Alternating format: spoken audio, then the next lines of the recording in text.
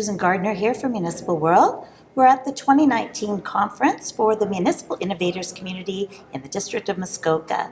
Joining me in the Municipal World Media Center is Rebecca Sutherns from Sage Solutions. Welcome. Thank you. Thanks for coming in. Let's start off by talking a little bit about what it is you do for municipalities. Tell us about Sage. Sure.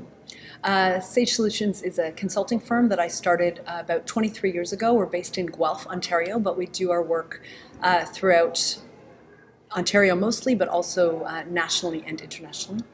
And we focus on facilitating collaborative planning. And so in a municipal context, which represents a good chunk of our experience, that can look like strategic planning inside the organizations. It can look like stakeholder engagement outside.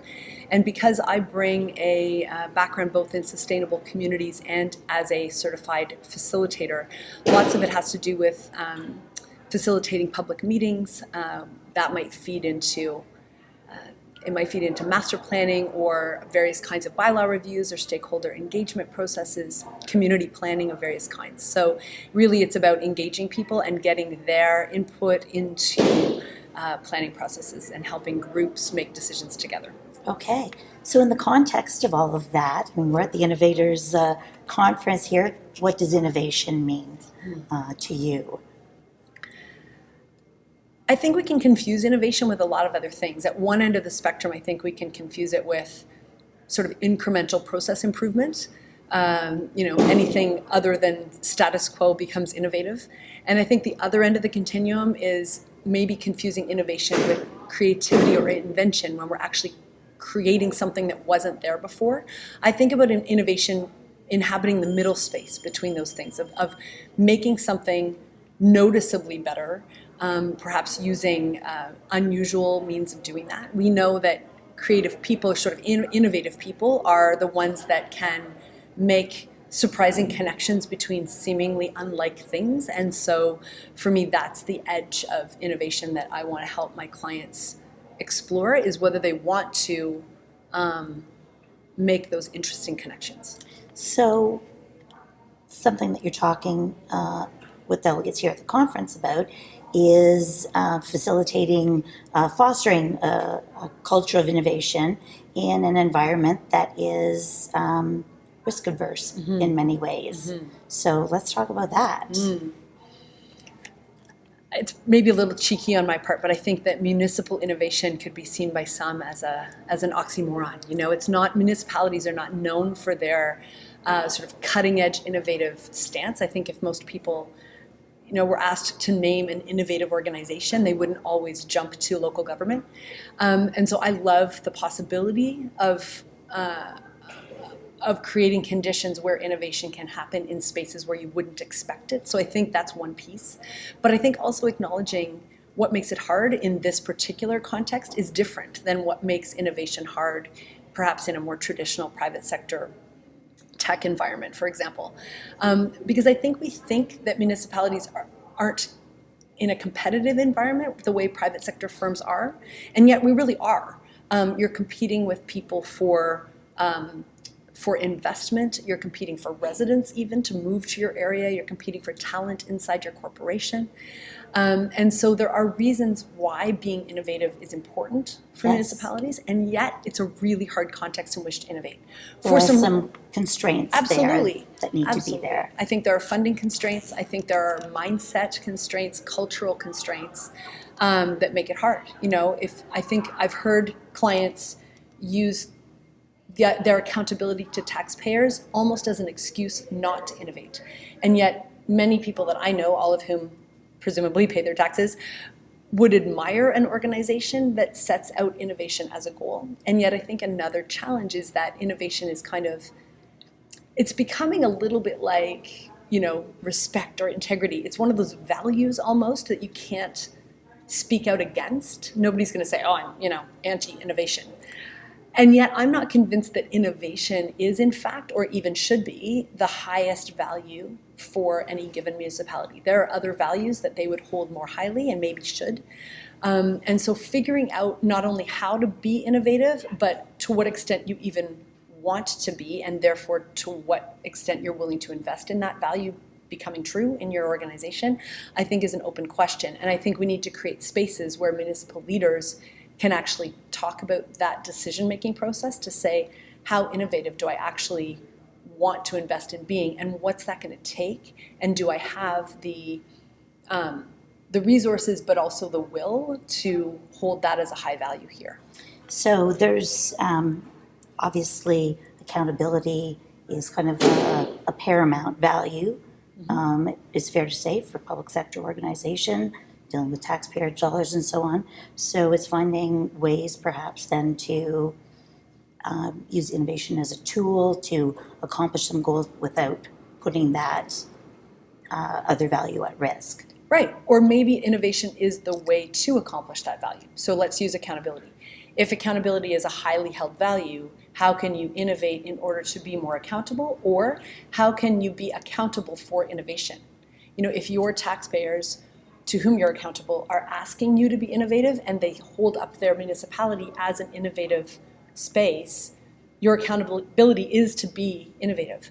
Whereas if you've positioned your role in your space as to be reliable or to be, you know, to have some sort of service-based customer service standard that you want to achieve, innovation may or may not be part of your accountability to achieve those other things. So I think a first step is to figure out what you're holding as your primary foundational values and figure out how innovation figures into that. So if you're a public sector organization, municipality, kind of grappling with this, risk-averse environment, what are some of the top ways you would suggest that they can create a safe space for innovation and innovative thinking or different thinking to happen? Yeah.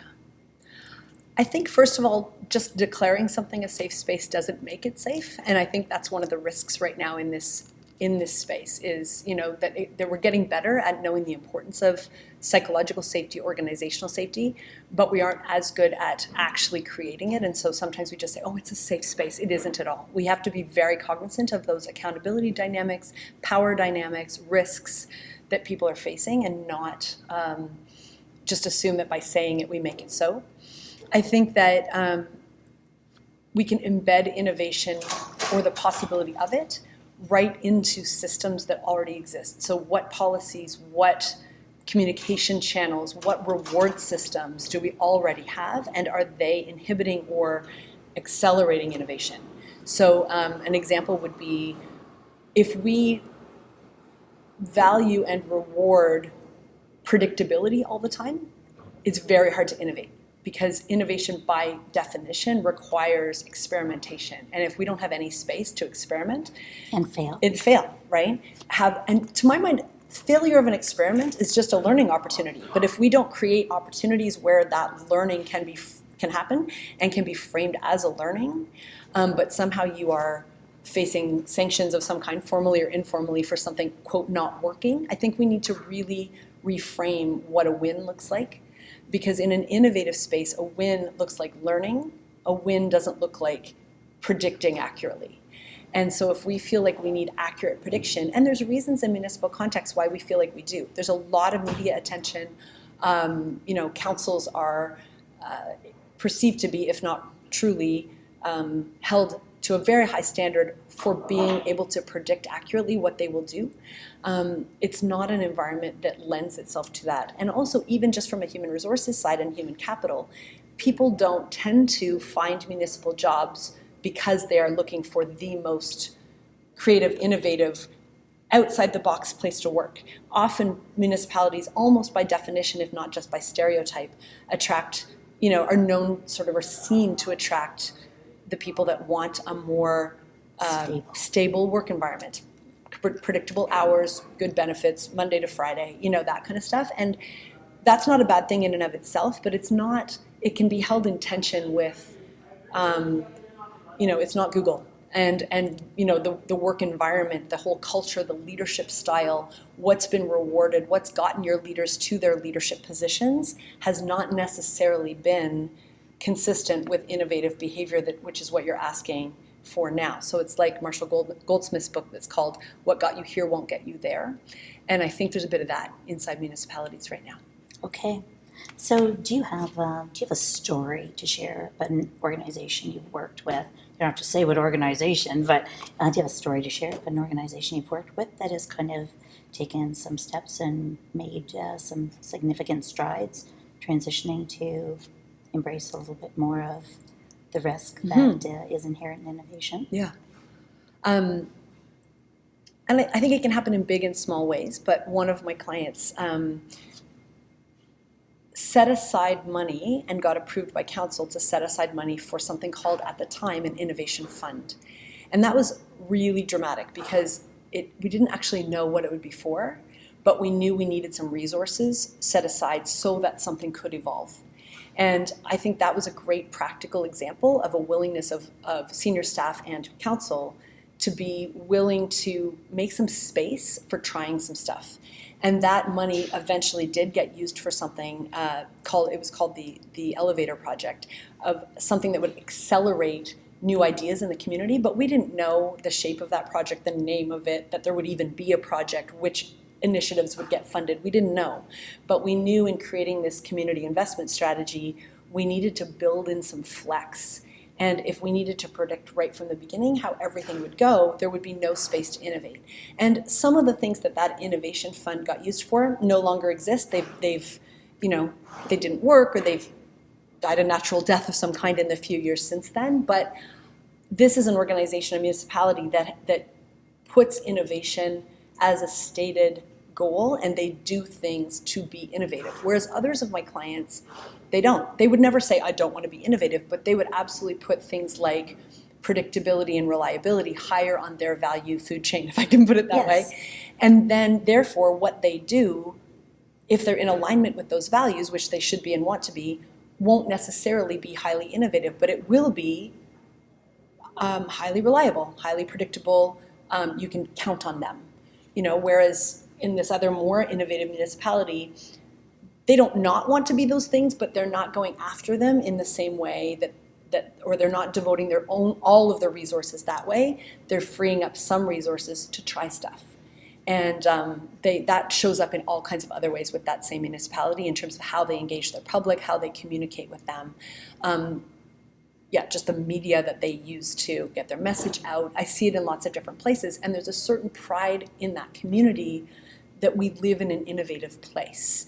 Whereas in the other example, you may or may not hear people talking about, hey, I work for an innovative corporation.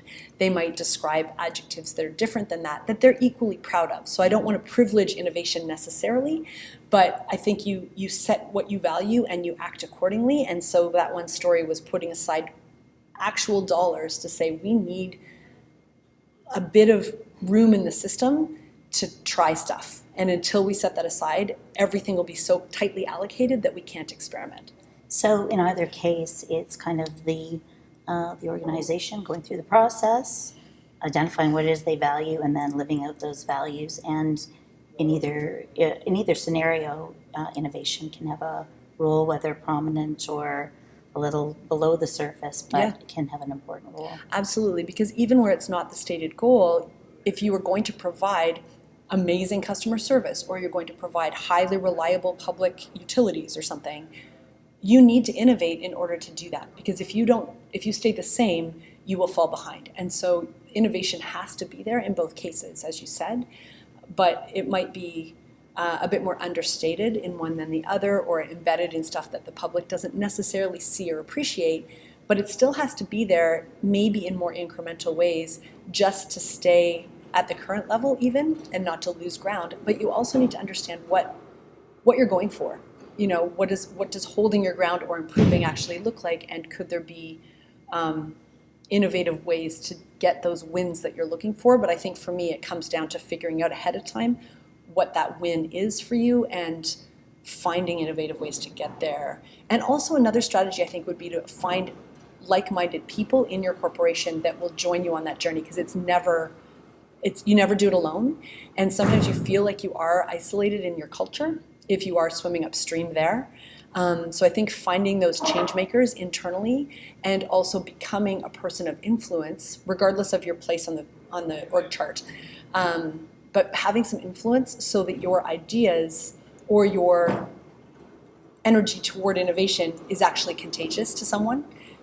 People who are leaders need people to follow them, and so you got to have people that are willing to kind of push those edges with you, because I think it's really hard to make progress, particularly in large organizations, if you don't have both the influence and that pack of people to join you on that journey.